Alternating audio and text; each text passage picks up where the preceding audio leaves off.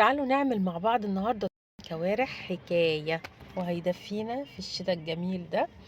انا بحب الشتاء جدا، بحب اكلات الشتاء. قلقاس بقى، محاشي، كوارع، مع اني ما باكلهاش بس بحب اعملها. عايزه اقول لكم على احلى طريقه للكوارع، وكل اللي دقها من ايدي قال ان انا احسن حد يعمل كوارع وفته. هتبقى حكايه بالخل والثوم. انا بعمل صلصه للفته. تعالى اقول لكم دلوقتي الخطوات بالتفصيل اللي تطلع معانا الكوارع ملهاش اي ريحه زفاره، وطعمها حلو جدا، وريحتها حلوه جدا، وشربتها تحفه، وشويه فته حكايه. هقول لكم على كل تركه في الفته. اول حاجه هنجيب لتر ميه او لترين ميه ونحط عليهم 4 معالق دقيق مثلا. هو ده هيبقى محلول النقع اللي انا هنقع فيه الكوارع حوالي ساعتين او 3. دي اول خطوه هنعملها اول ما نجيب الكوارع من عند الجزار. كده هنحط ال4 معالق دقيق، هنحط ليمونتين او 3 معصورين بالقشر بتاعهم. هنحط معلقتين او 3 ملح كبار، معلقه سكر كبيره. معلقه السكر دي بتساعد ان الكوارع تستوي معايا بسرعه. هنحط ورق لورا. لو عايزين نحط بقى منكهات تانية، قرنفل، حبهان، اي حاجه، بس هو كده حلو جدا. هننقعها بقى شويه ساعتين مثلا اول ما نجيبها من عند الجزار. نعمل المحلول الجميل ده ونروح حاطين الكوارع فيها، ندوب بس كده الملح والسكر كويس. وبعد كده هنروح جايبين بقى الكوارع دي بعد ساعتين، ندعك فيها كويس جدا وهي لسه جوه في المحلول ده. شايفين لون الميه اتغير ازاي؟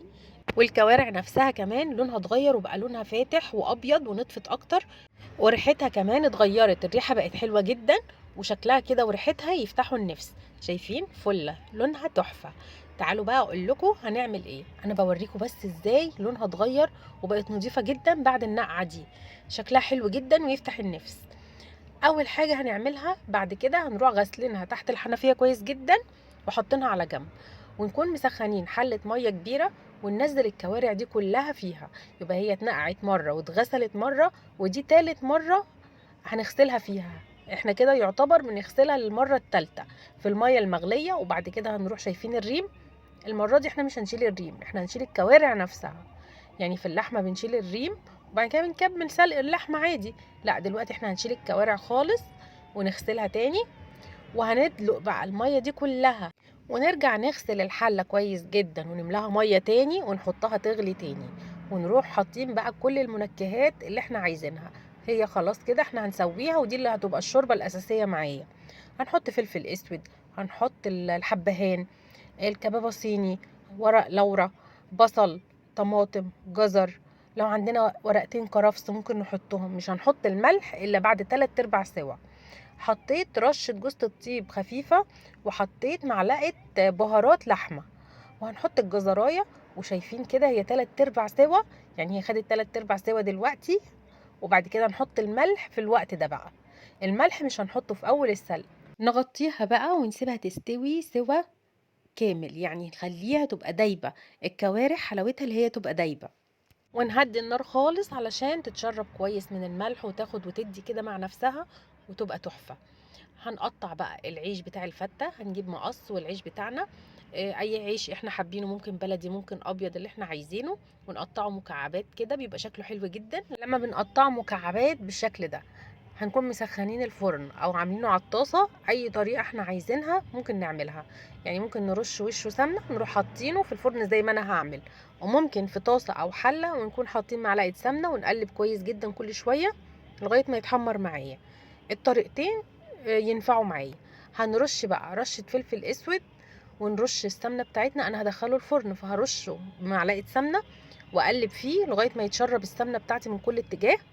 يعني كده احنا بنقلب فيه بايدينا، بنقلب فيه بالمعلقه، اي طريقه، المهم ان السمنه توصل لكل قطعه عيش احنا مقطعينها. شايفين؟ احنا كده رشينا السمنه والفلفل الاسود، هندخله الفرن على طول تحت الشوايه، ونقلب فيه كل شويه، كل ما يطلع نقلب فيه شويه ونروح مرجعينه تاني. هو كده قبل ما يدخل الفرن، طبعا لما يطلع من الفرن هيبقى سخن نقلبه بالمعلقه. هنجيب بقى طاسه ومعلقه سمنه بلدي كبيره ومعلقه توم كبيره من الفريزر او توم طازه، اي حاجه. دي كانت عندي في الفريزر فعشان كده بقطعها كده بالمعلقه علشان تتحمر معايا. هنقلب التوم كويس، هياخد اللون الذهبي الخفيف، مش هنخليه يغمق. وهنروح مطفيين التوم ده معلقتين خل كبار او ربع كوبايه خل. لو احنا حابين طعم الخل يبقى اكتر، بس معلقتين خل كبار كفايه قوي على الطاسه دي. هنروح حاطين بقى شوربه من شوربه الكوارع الجميله اللي احنا عاملينها. الشوربه تحفه ونضيفه جدا، وممكن نشربها واحنا مطمنين مليون في الميه من نظافتها طبعا، لان احنا غسلنا كذا مره ونقعناها كذا مره. تعالوا دلوقتي نعمل الصلصه اللي احنا هنحطها على الكوارع في نفس الطاسه اللي احنا عملنا فيها الشوربه والثوم والخل. دلوقتي هنعمل فيها الصلصه، برضو معلقه سمنه كبيره ومعلقه ثوم كبيره مفرومه، ونقلب كويس لغايه ما تاخد لون ذهبي برضو خفيف. نحاول على قد ما نقدر ما نخليش الثوم يغمق في الوصفه دي، في الطريقه دي بالذات. هنحط بقى صلصه متسبكه عندي في الفريزر، او صلصه طازه، او طماطم مضروبه في الخلاط. بس انا بحب بقى في الاكله دي بالذات اسبك الصلصه لوحدها بره واضيفها على التوم على طول، تكون متسبكه 100%.